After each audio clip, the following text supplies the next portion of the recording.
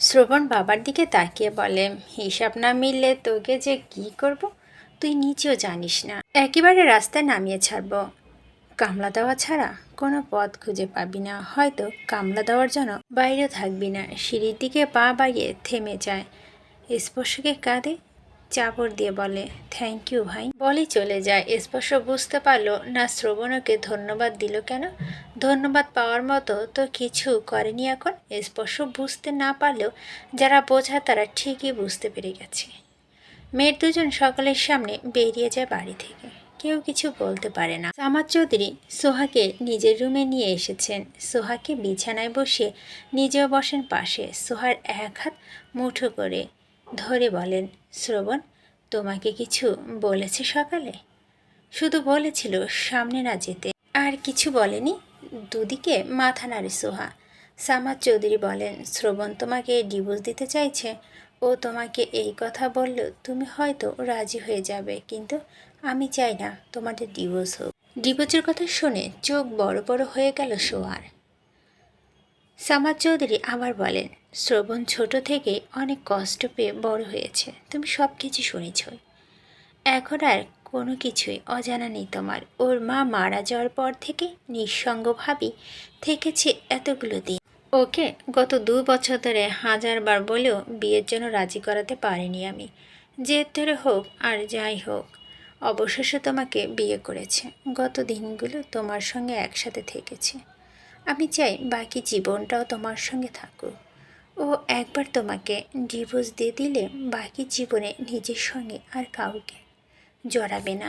বাকি জীবনটা একাই কাটিয়ে দেবে। ওর জীবনটা এভাবে নষ্ট হয়ে যাক আমি কিছুতেই মেনে নিতে পারি না। তুমি একবার যখন ওর হাত ধরেছ আর ছেড়ো না।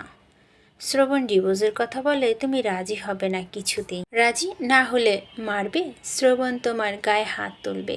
দুদিকে মাথা নাড়ায় সোহা। তাহলে এত ভয় পাচ্ছ কেন? শ্রবণের সঙ্গীর প্রয়োজন। ডাক্তার বলেছেন এভাবে একা একা থাকলে আবার মানসিক অবস্থা খারাপের দিকে যাবে, আবার স্ট্রোক করলে তো মরেই যাবে। তুমি পারবে ওকে পরিবর্তন করতে? আস্তে আস্তে সব ঠিক হয়ে যাবে। তো আর কিছু না বলে তাকিয়ে আছে চুপচাপ। সামাদ চৌধুরী নাতি চুলে হাত বুলিয়ে বললেন, শ্রবণ অনেক কষ্ট করেছে জীবনে। আমি চাই বাকি জীবনটা তোমাকে নিয়ে সুন্দরভাবে পার করুক। তোমার একসাথে থাকো, একে অপরের ভালোবাসে ভালো রাখো। তোমাদের দুজন সুন্দর একটা সংসার হোক। সোহা চুপচাপ দাদার কথা শোনে মন দিয়ে। সামাদ চৌধুরী আরও অনেক কথা বলেন, সব শোনেন সোহা। সন্ধ্যার পর শ্রবণের রুমে প্রবেশ করে সোহা। বিছানার দিকে তাকিয়ে দেখে শ্রবণ চোখ বন্ধ করে শুয়ে আছে চিৎ করে। বরাবরের মতো বুকের উপর বালি চেপে ধরে আছে। সোহা ধীর পায়ে ওয়াশরুমে প্রবেশ করে। দরজা লাগানো শব্দে শ্রবণ ঘাড় ঘুরিয়ে ওয়াশরুমের দিকে তাকায়। বুঝতে পারে সোহা এসেছে। ডান হাত দিয়ে চোখের কোণে জমে থাকা পানিটুকু মুছে নেয়। একটু পরে ওয়াশরুম থেকে বেরিয়ে আসে সোহা। হাত মুখে পানির ফোঁটা বিদ্যমান। ড্রেসিং টেবিলের সামনে টুলের ওপর ভেজা তাওয়ালা দলা করে রেখে দিয়েছে শ্রবণ। হেঁটে গিয়ে এসে তাওয়ালা হাতে তুলে নেয়। হাত মুখ মুছতে শুরু করতেই শ্রবণের গম্ভীর গলার স্বর ভেসে আসে। হঠাৎ কথা বলায় চমকে উঠে সোহা। বিছানার দিকে তাকায়, তুই এই রুমে কেন? কোথায় যাব? তোকে নিষেধ করেছি না আমার সামনে আসবি না? এসেছিস কেন? বের হ আমার রুম থেকে। তুমি তো নিয়ে এসেছিলে আমাকে, এখন আমি যেতে বলছি যা। আর কোনো দিন আসবি না আমার রুমে আর আমার সামনে। খুব শীঘ্রই ডিভোর্স পেয়ে যাবি, তারপর যাকে খুশি তাকে বিয়ে করে নিবি। আজ থেকে তুই মুক্ত, যত খুশি যেখানে খুশি উড়ে বেড়া। ডিভোর্সই যখন দেবে তাহলে বিয়ে করলে কেন জোর করে? শ্রবণ আগের চেয়েও রেগে তাকিয়ে থাকে।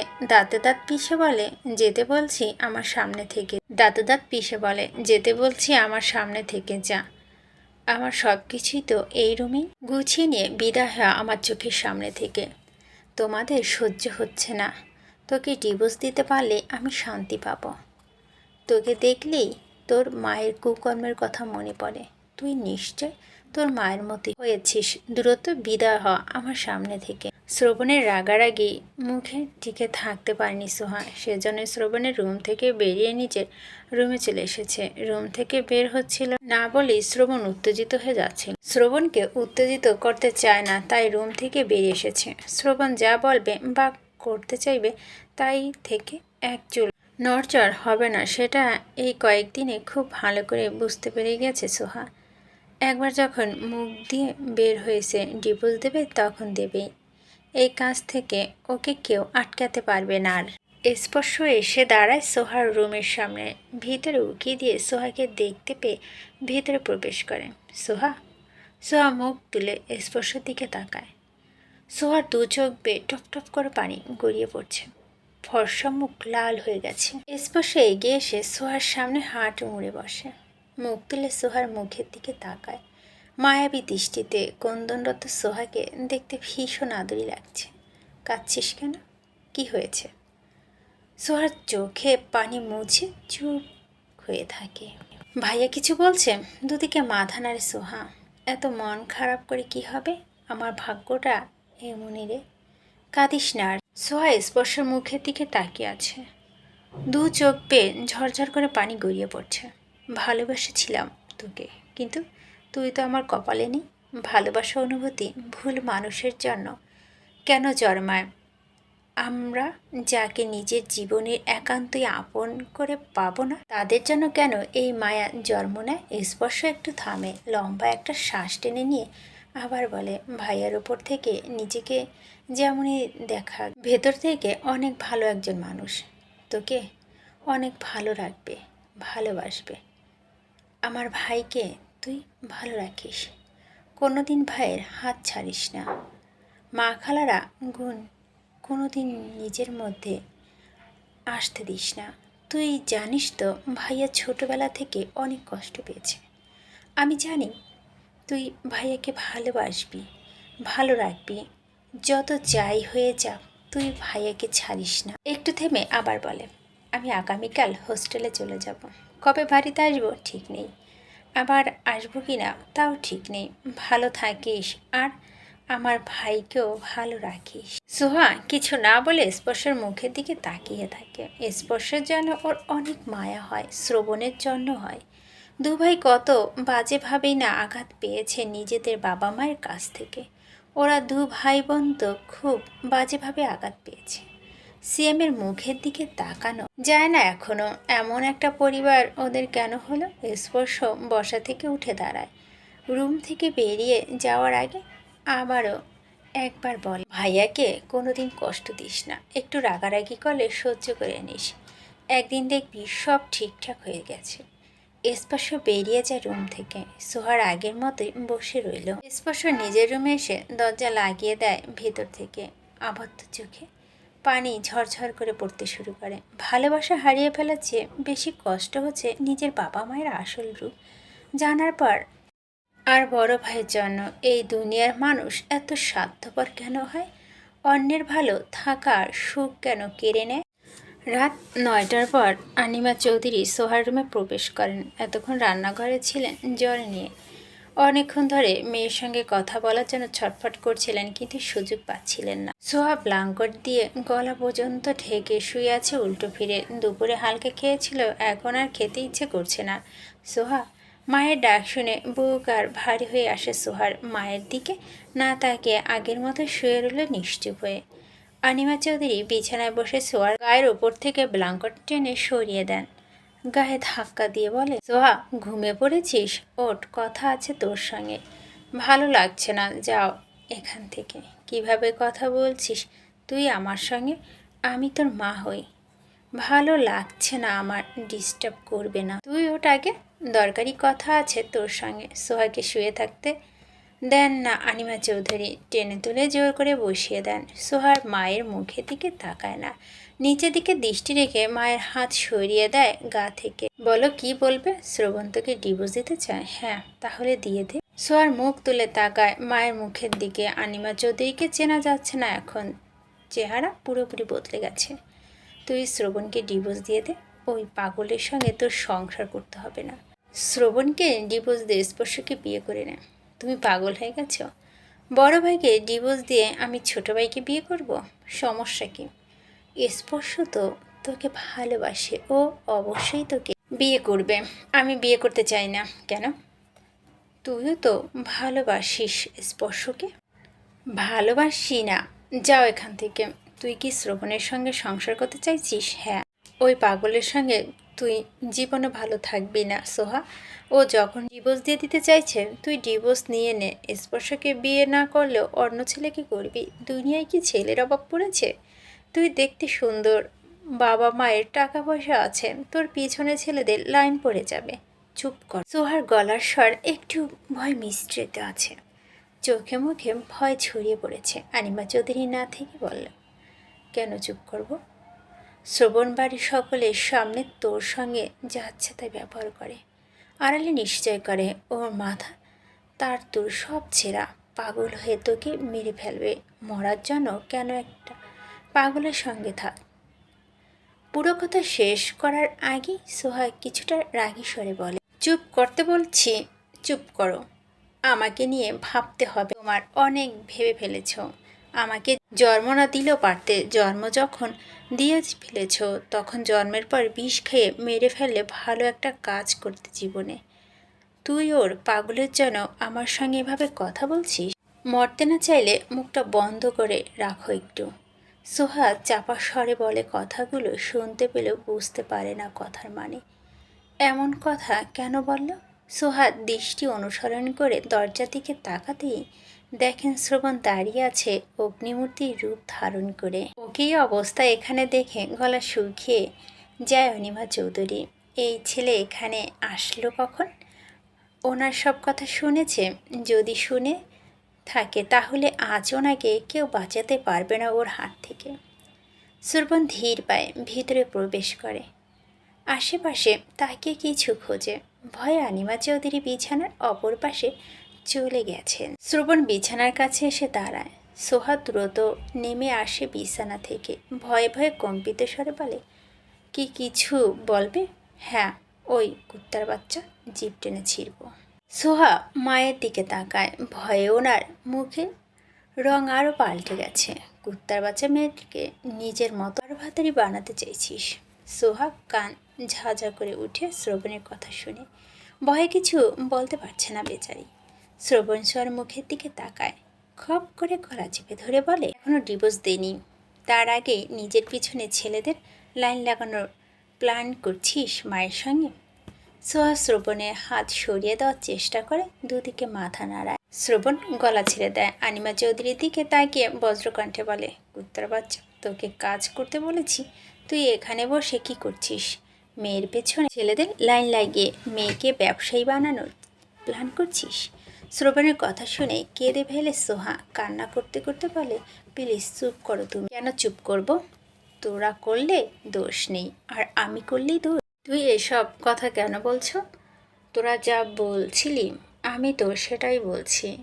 আমার কানে কোনো সমস্যা নেই, স্পষ্ট শুনতে পাই আমি। শুনছি তো কি প্ল্যান করছিলি দুজন মিলে। আমাকে তোদের পাগল মনে হয়? আমি পাগল? এই কুত্তার বাচ্চা নষ্টাম মহিলা, আমি পাগল? আমার মাথার তাড়ছে না? নিজের মতো নষ্ট বানাবি মেয়েকে? তোর মা এক নষ্টা, তোদের দু বোনকে বানিয়েছে নষ্টা, এখন তুই তোর মেয়েকে নষ্টা বানাবি? কথা বলছিস না কেন? ডিভোর্স দিতে চেয়েছিলাম কিন্তু এখন আর দেব না। তোর মেয়ে মরার আগ আর আমার কাছ থেকে মুক্তি পাবে না। তোর মেয়ের জীবন দেখ শুধু কিভাবে জাহান্নাম বানাই আমি। এই নষ্টার বাচ্চা, আয় আমার সাথে। সোহার হাত চেপে ধরে দরজার দিকে পা বাড়ায়। সোহা পিছনে ফিরে মায়ের দিকে তাকিয়ে অভিমান ভরা সুরে বলে, তোমাকে আমি জীবনে মাফ করব না। শ্রবণ সোহাকে টেনে নিয়ে নিজের রুমে ফিরে আসে। রুমের ভিতরে এসে সোহা হাত ছেড়ে দিয়ে দরজা লাগিয়ে ভিতর থেকে ঘুরে দাঁড়াতে ভয়ে পিছিয়ে যেতে শুরু করে সোহা। বল, কি কি প্ল্যান করলি ওই নষ্টার সঙ্গে? কোনো প্ল্যান করিনি, নিজের পিছনে ছেলেদের লাইন লাগাবি। না না, তোকে ডিভোর্স দিয়েছি এখনো না। ভয়ে পেছাতে পেছাতে দেওয়ালের সঙ্গে ঠেকে গেছে সোহা। শ্রবণ এসে ওর সামনে দাঁড়ায়। দুজনের মাঝখানে এক হাত দূরত্ব। শ্রবণের ফর্সা চেহারা লাল হয়ে উঠেছে, চোখ দুটো ভয়ঙ্কর দেখাচ্ছে, চোখে মুখে স্পষ্ট হিংস্রতা প্রকাশ পাচ্ছে। ভীষণ রেগে আছে বোঝা যাচ্ছে। আমার কাছ থেকে এখনও ডিভোর্স পাসনি। তুই এখনও আমার বউ। তুই আমার বউ না থাকা অবস্থায় নিজের পিছনে ছেলেদের লাইন লাগানোর চিন্তা কিভাবে করলি? তো তুমি আমাকে ভুল বুঝছো। তুমি পুরো কথা শোনোনি বোধ হয়। আমি এমন কিছু বলিনি। শ্রবণ ঠাস করে একটা চর বসিয়ে দেয় গালে। সোহার মাথায় একদিকে হেলে পড়েছে। শ্রবণ চিৎকার করে বলে, কুত্তার বাচ্চা কি শুননি? আর কি শোনাতে চাইছিস? ডিভোর্স দিতে চেয়েছি বলে রং লেগেছে মনে। সোয়া কাঁদতে কাঁদতে দুদিকে মাথা নাড়িয়ে বলে, আমি বলিনি কিছু। আম্মু বলেছে স্পর্শকে ভালোবাসিস। দুদিকে মাথা নেড়ে সোহা, সেদিন তো বললি ভালোবাসি। বা বাসি না কেন? স্পর্শ ভাইয়া আমার জন্য হারাম। আমি ভালোবাসি না ভাইয়াকে। আমি কিছু বলিনি, সব কিছু আম্মু নিজে থেকে বলেছে। আমি কোনো ছেলের কাছে যাব না। কান্নার কারণে সোয়ার কথাগুলো খুব একটা স্পষ্ট হয় না, তবে শ্রবণ বুঝতে পেরেছে। সোয়া কাঁদতে কাঁদতে বসে পড়েছে নিচে, ভয়ে পুরো শরীর কাঁপছে। শ্রবণ কি এখন আরও মারবে ওকে?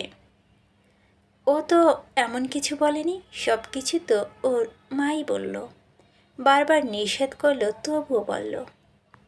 শ্রবণ সরে যায় সোহার সামনে থেকে, রাগে মাথা ফেটে যাচ্ছে।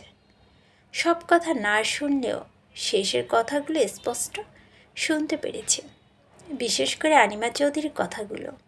সোহার পিছনে ছেলেদের লাইন পড়ে যাবে, এই কথাগুলো শোনার পরই ওর মস্তিষ্ক অন্য কথা আর শুনছিল না। বারবার একই কথা রিপিট হচ্ছিল। সোহা ওকে দেখে ওর মাকে চুপ করতে বলছিল। শ্রবণ বিছানায় বসে পড়ে, মাথার ভিতরে তপতপ করছে। আনিমা চৌধুরী কথাগুলো কান বাজছে এখনো, মস্তিষ্ক টকবক করে ফুটছে। লাইটার খুঁজে পাচ্ছে না। সোহা হয়তো সরিয়ে রেখেছে। সোহার রুমে গিয়েছিল লাইটারের কথা জিজ্ঞেস করতে, গিয়ে তো আগুন জ্বালানোর জন্য লাইটারের প্রয়োজন হয়নি। আনিমা চৌধুরীর কথা শুনে আগুন ধরে গেছে মাথা। সোহার দিকে তাকায় আবারও। সোহা ভয়ে দৃষ্টি সরিয়ে নেয়। এতক্ষণ শ্রবণের দিকে তাকিয়েছিল। নস্টার ডাইনির বাচ্চা, লাইটার কোথায় রেখেছিস?